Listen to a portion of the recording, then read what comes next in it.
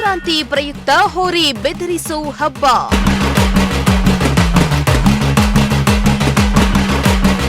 ಹೋರಿಗಳನ್ನ ಕಂಡು ಶಿಲ್ಲೆ ಹಾಕಿದ ಯುವಕರು.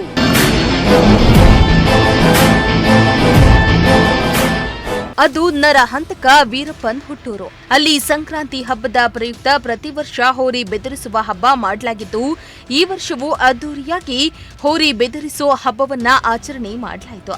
ಹೌದು, ತಮಿಳುನಾಡು ಗಡಿಯ ಚಾಮರಾಜನಗರ ಜಿಲ್ಲೆಯ ಹಾನೂರು ತಾಲೂಕಿನ ಗಡಿ ಗ್ರಾಮ ಗೋಪಿನಾಥಂನಲ್ಲಿ ಅದ್ದೂರಿ ಹೋರಿ ಬೆದರಿಸುವ ಹಬ್ಬವನ್ನ ಆಚರಣೆ ಮಾಡಲಾಯಿತು.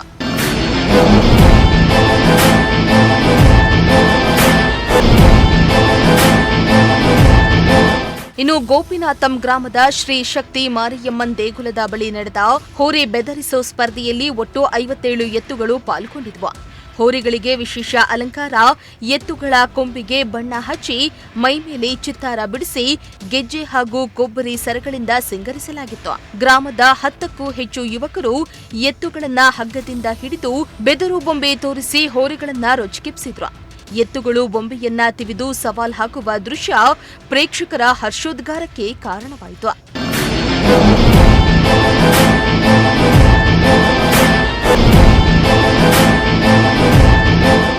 ಎತ್ತುಗಳಿಗೆ ಎಳೆಯುವ ಶಕ್ತಿ ಹೆಚ್ಚಾಗಲಿ ಮತ್ತು ದುಷ್ಟ ಶಕ್ತಿಗಳು ದೂರವಾಗಲಿ ಎಂಬ ಉದ್ದೇಶದಿಂದ ಈ ಸಾಂಪ್ರದಾಯಿಕ ಹಬ್ಬವನ್ನ ಪ್ರತಿ ವರ್ಷ ಆಚರಿಸಲಾಗ್ತಾ ಇದೆ. ಇದು ತಮಿಳುನಾಡಿನ ಜಲ್ಲಿಕಟ್ಟುವಿನಷ್ಟು ಅಪಾಯಕಾರಿಯಾಗಿಲ್ಲದಿದ್ದರೂ ಮುನ್ನೆಚ್ಚರಿಕೆ ಅಗತ್ಯವಿರುತ್ತೆ. ರೈತರ ಹಬ್ಬ ಸಂಕ್ರಾಂತಿಗೆ ಈ ಆಚರಣೆ ವಿಶೇಷ ಮೆರುಗನ್ನ ನೀಡಿತ್ತು. ಹೋರಿ ಬೆದರಿಸೋದನ್ನ ಕಂಡು ಯುವಕರಂತೂ ಫುಲ್ ಶಿಳ್ಳೆ ಹಾಕಿದ್ರು. Bureau report, Prajashakti TV.